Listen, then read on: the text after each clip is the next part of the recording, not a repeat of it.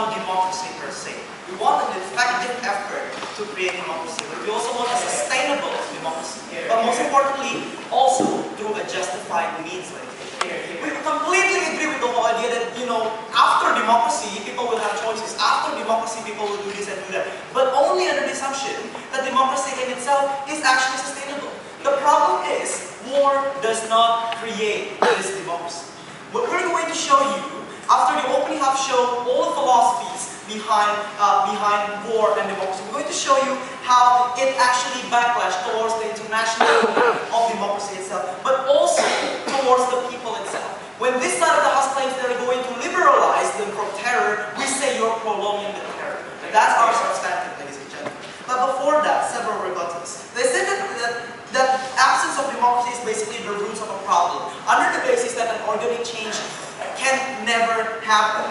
And the way they argue why this can never happen is because these people do not have information. Therefore, they don't know that they have a choice. Simple. If they don't know, then why did the monks protest? If they don't know, then why did the Tibetans fight against the Chinese?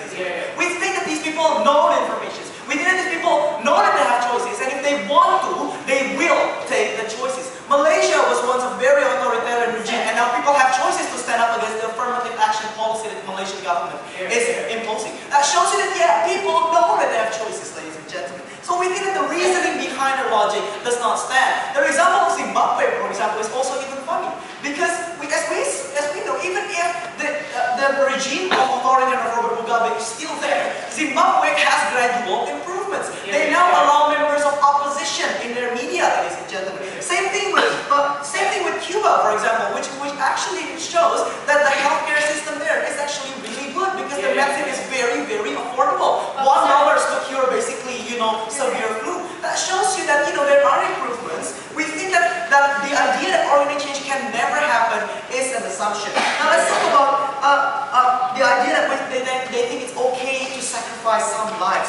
First of all, it's not just some, it's a lot. Learn from the past. Our last intervention to Vietnam, to Viet Cong causes into massive massacre, much more bloodshed than probably the North Koreans did for an entire 1 year later. We think that these are something extremely big. More importantly, how do you quantify their death, innocent death, as justified while they should have enjoyed democracy on your world as well, ladies and gentlemen? We think that this is not justified. No. Finally, the idea that it hampers regional stability, it creates regional instability. First of all, war creates greater instability.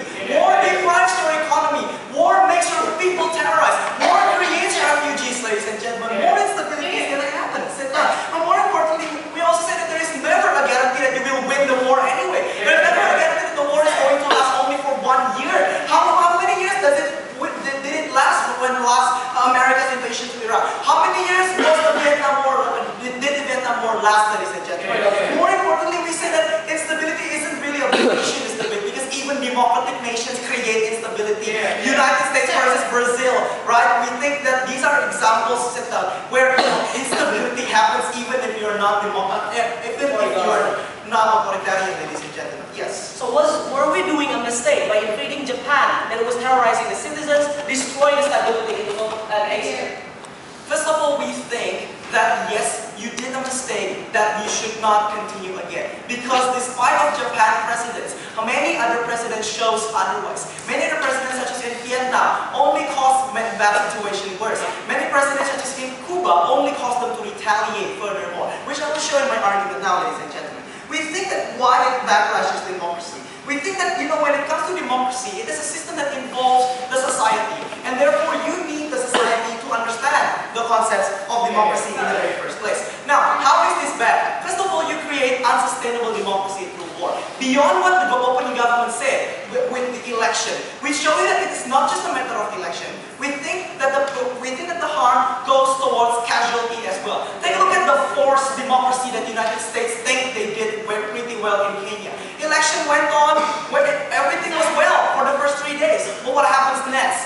Civil war. Because people feel unready. Because people cannot accept the fact that the leaders that they chose lost. Right? It goes beyond the election is bad. It creates it creates insurgency even more after you impose this. We think that the idea of